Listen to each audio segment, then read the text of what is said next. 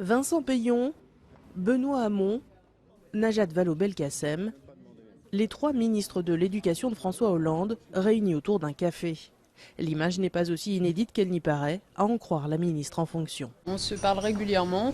Là, c'est vrai que c'est un beau moment quand même. Moi, je suis ravie d'avoir pu nous réunir tous les 3 pour donner à voir ce fil rouge de la refondation de l'école depuis 2012. La refondation de l'école, projet mis en œuvre en 2013 par Vincent Peillon pour répondre à l'engagement de François Hollande au moment de son élection, la priorité éducative.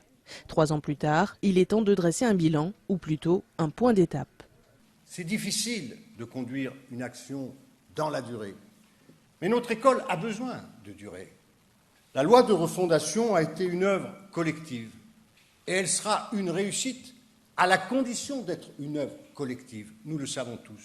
Parmi les chantiers engagés, les rythmes scolaires dans les écoles maternelles et élémentaires appliqués depuis la rentrée 2013 et la réforme du collège prévue pour la rentrée prochaine, contestée par une partie des professeurs. Certains sont d'ailleurs venus protester à l'ouverture des débats. Cette réforme, elle n'est pas bonne, il faut rouvrir les négociations, ça fait 1 an qu'on le demande parce que la réforme est mauvaise pour les élèves, ça fait 1 an que la ministre n'écoute pas. Autre attente très forte des enseignants, la revalorisation de leurs revenus.